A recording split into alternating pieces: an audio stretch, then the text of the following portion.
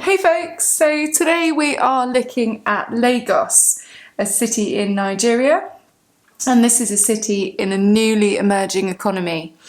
I want you to remember that this case study is instead of Rio de Janeiro, so you would get the choice to use either, and I want you to use this one in the question that you'll get about a city in either a newly emerging economy or a low-income country. So if we're looking at Lagos, I've put in the headings we're going to look at. We're going to look at its growth, its importance regionally, nationally and globally. We're going to look at urban growth opportunities, urban growth challenges and methods of improving life for the urban poor. These are all questions that you could get in your paper 2 exam for the AQA GCSE spec. So if we start by looking at the growth of Lagos, I'm just going to draw a big arrow like this. There are 3 main reasons that it's grown. The first one is, like many cities around the world, but particularly in sort of newly emerging economies and low-income countries, and that's natural increase. Now, natural increase is when there are more babies being born than there are people dying. The other thing that we tend to see a lot in Lagos is rural to urban migration. Now, there's lots of different reasons for this rural to urban migration, but the main one is reasons such as poor quality education and housing, and droughts and climate change affecting crops in rural areas. And this is driving people. It's meaning that people are driving, or not literally driving, but driving in their hordes towards the cities. And Lagos is one big city where people are going. And then the third reason is sort of crime and unsettlement in other places. So we've got something called the Boko Haram terrorist group, and they are actually causing quite a lot of problems in the north of Nigeria. If you ever visit Nigeria, you would not be safe to go anywhere in the north because of this terrorist group. Now, in terms of population growth, if we just pop a person here, we are looking, Lagos is looking at having a population of 40 million people by 2035. So not too far away, and this population size will be exceptional. It will be in the top 3 megacities in the future. Okay.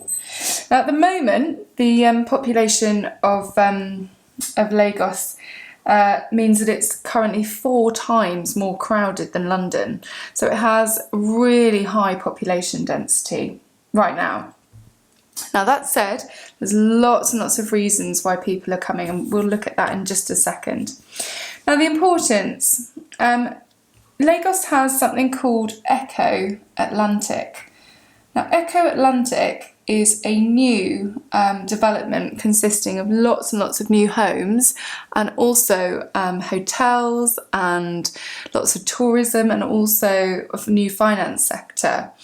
And so Eco Atlantic is going to employ, or is in the process of employing, 150,000 people.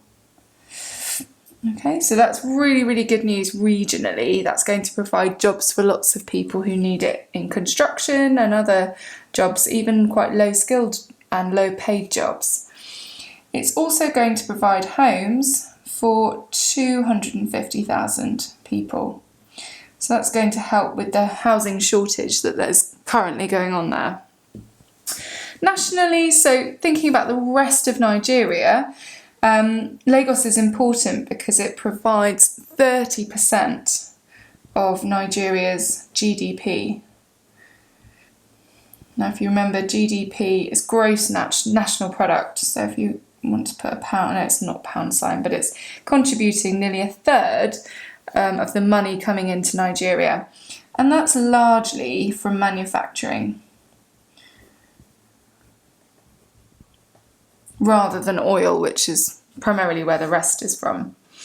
And then globally, it's the main financial centre of West Africa. So it has a huge area of finance and a growing area of finance. And it's also got an airport, a port, and it's the base for Nollywood, which is the third largest film industry. So we're just going to pop in the main sort of finance centre in Nigeria. And we'll have the airport, so it's easily accessible. Obviously it's also got a port because it's by the coast, and it has access to Nollywood, which after Hollywood and Bollywood is the third largest film industry. So that draws lots of visitors, but also lots of Nigerians to Lagos. So now we've been through sort of why it's grown or how much it's growing by and its importance. Let's have a look at the urban growth opportunities. So the first thing I want to comment on is the access to healthcare. In the rural areas, there is very little healthcare, very little, if any at all. And if and when anyone in your family gets sick, they might have to travel long distances to find a doctor. Now, the healthcare in Lagos isn't by any means free. There's very little free healthcare, but there is healthcare. So that's really good news. And that's one of the reasons that people visit. There are also more schools. So there's better access to education for children. And probably quite surprisingly to hear this, but there are 10 universities. So great upcoming education opportunities for people. In terms of energy, now Lagos needs lots of power. So there are actually 2 new power stations currently being built. And these power stations provide lots of electricity for the growing population. The water supply is better than in the rural areas. There are standpipes. You can collect water without having to walk many miles. So we can actually put there is a good water supply. All these things are pull factors. They're encouraging people to visit and to set up home. So good water supply, which is higher than rural areas. Now, in terms of job opportunities, it's a real mixed bag. In the formal sector, there's lots of jobs, but there's also jobs in the sort of informal sector. Actually, 40% of Nigerians work in the sort of informal sector, which could be things like street selling, working on the rubbish dumps, for example, collecting, recycling. So if you call it 40% work in the informal sector, and just on one rubbish dump, there might be 500 jobs on one dump. And that's really accessible to everyone. Just picking different plastics and metals and things to be recycled. In terms of businesses, quite a lot of them aren't regulated in Lagos. Lots of them are, but a good proportion are not, again about 40-50%. And that means that sort of many industries, and we're particularly thinking in the sort of secondary sector, so things like manufacturing, are actually unregulated. And what that allows is for those businesses to grow quite rapidly, not necessarily legally, but rapidly, and that leads to really fast growth of businesses. So many industries are unregulated, which leads to fast growth, and that's a sign of a newly emerging economy as well. Fast growth, booming economy, booming population. Everything's at fast forward really. Okay, so that's our opportunities. If you had a question asking you about a city in a newly emerging economy and what opportunities were available, all these things are available to people moving in from rural areas or people who are born there. Now, if we have a look at challenges now, so urban growth challenges. There's a lot more actually, so we might even need this space here, we'll see. Start with people. Always think about people when we think about challenges. Now, 60%, well over half of all the people who live in Lagos live in squatter settlements. And we are talking slums. So think houses made of corrugated iron and plastic and tin and wood, not proper structures, not with their own toilets. So squatter settlements. And actually 85,000 of those people, approximately, because I've no idea if this is an accurate number, live in the Makoko. If you can remember that in an exam, that'd be brilliant. In the Makoko slum, which is the one that's actually floating. So if I put in brackets, floating homes. These are makeshift homes, slum homes, but they're up on stilts. And what happens because of that is they have a low life expectancy. They don't have good quality homes, they don't have access to good quality food, clean water, sanitation. In fact, speaking of water, that's my water droplet, there is a lack of access to clean water, particularly for people living in those slums. And there's also a lot of pollution. And the reason for the pollution? Well, I apologise, this is supposed to be a loo, a toilet. There is approximately one toilet per 15 homes in terms of the squatter settlements. So that tells you straight away there's plenty of people not using the toilet and are unfortunately dumping the waste or putting human waste into the water and also on the land. That is a concerning statistic. There's also quite a lot of air pollution in Lagos, and that's because of poisonous gases being released from the industrial chimneys, from all that rapid growth of business where it's unregulated. So they're pouring out this poisonous gases and no one's doing too much about it. So air pollution, gases from industries, and these industries are very nearby. And they're not just pouring out gases, they're also dumping waste as well.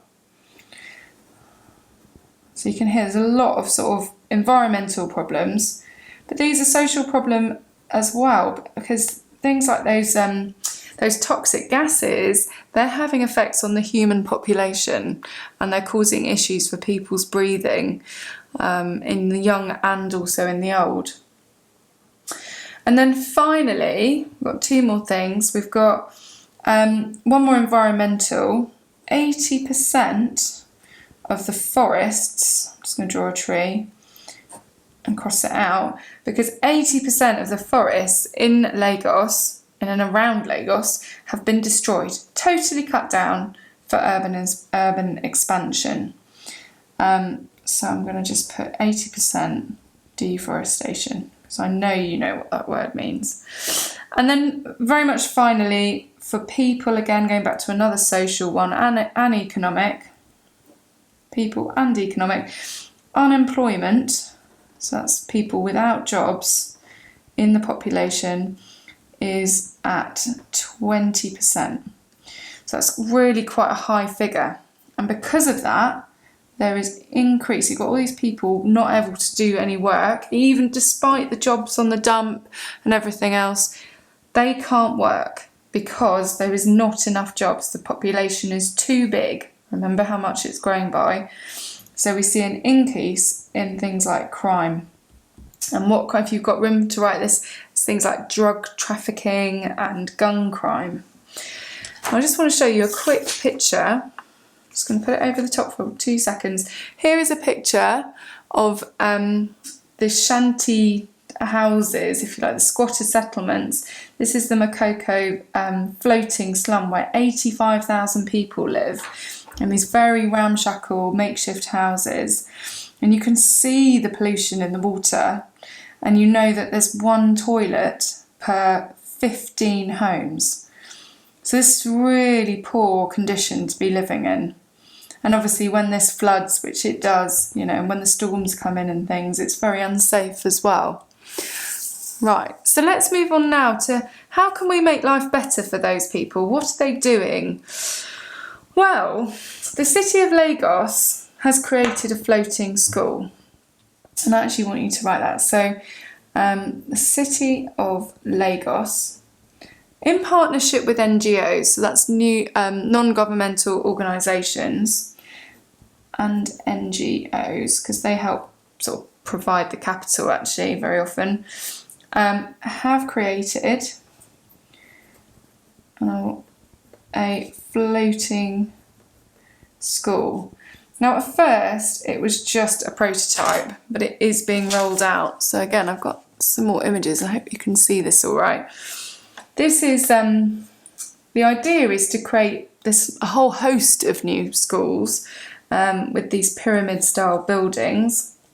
They float, so they work really well with sea level rise, and it's local technology. They're made of wood. And here I've got a bigger picture. So this is one that's been constructed.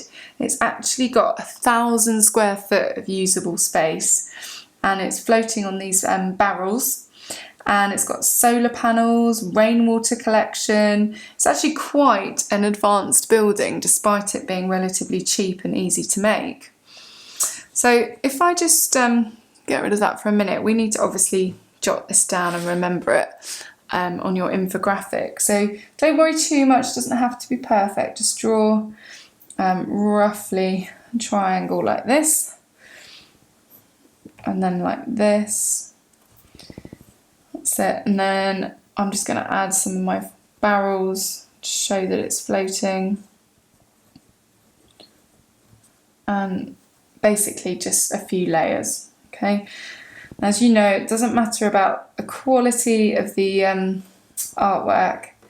It's about trying to remember it as a case study so that when you're in the exam, you don't think, oh, what was it that the government do or non-governmental organisations do to help people in Lagos, help those urban poor.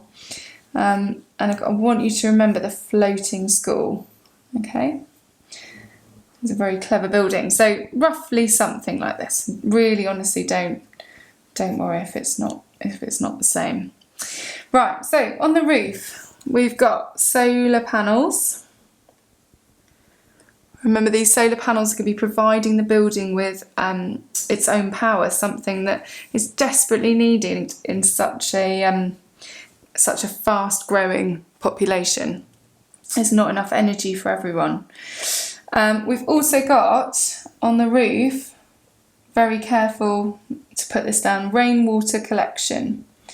Now remember, rainwater can be used. It's really good. It's clean water. It's not been polluted like lots of the water that they're floating on. So we've got rainwater collection. We've also got slats. Now slats, just drawn them on roughly here. Remember, it's very hot in Nigeria. You get 365 days of bright sunshine. So it's hot. The children aren't going to study very easily if it's too hot. So the slats create shade, something that's very much needed.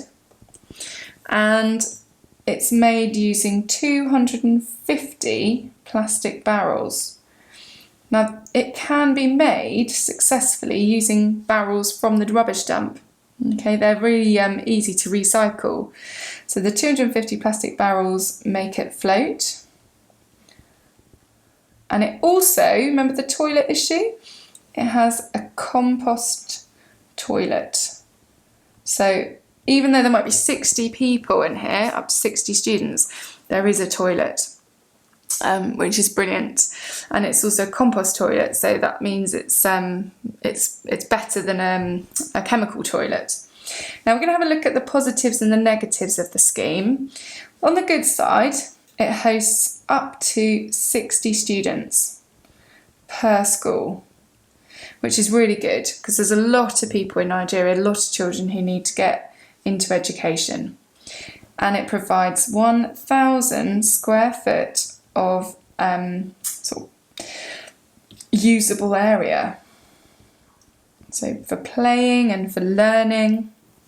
In this structure, I'm actually just going to pull that picture in. I don't know if that's useful. It doesn't look quite the same as mine, but give you an idea of what we're talking about. This structure has multiple classrooms. As you can see, it's got lots of different layers. And because it's floating, it can withstand sea level rise, which, as we know, because of climate change, that's a really significant plus point. And as we said earlier, it can make its own power supply and water supply. Not that it rains very often in Nigeria, but there we go. Right, on the negative side, and I'm afraid I can't really get away from this one, I've got to explain it to you. There is a pretty significant negative that during storms, so during high winds and heavy rain, the building can collapse, which does make it less of an attractive option. But this is because of the materials it's built with and the structure itself. So it's worth bearing in mind it's by no means perfect. It can collapse. And it may not cope with the increasing population. Remember, we've got this significantly rising population. We're going to have 40 million people in the city, making it one of the top 3 megacities by 2035. This solution, it's not great. It's not a huge school. What we really want to see is a massive school being built in land on a brownfield site, but it's not, sadly. So it may not cope with the fast-growing population. And then finally, it doesn't help with the sort of the water or the air pollution either. So it's not that it's providing any support to its local environment. Air or water pollution. But it's a good start. Now, if you're in an exam and you get asked a question about improving life for the urban poor, try and remember the floating school scheme that the City of Lagos and non-governmental organisations have pulled together to create. And you've got some positives and negatives, so you could easily do a 9 marker on that one. Right, I hope that's helpful and useful in helping you move forward. Well done.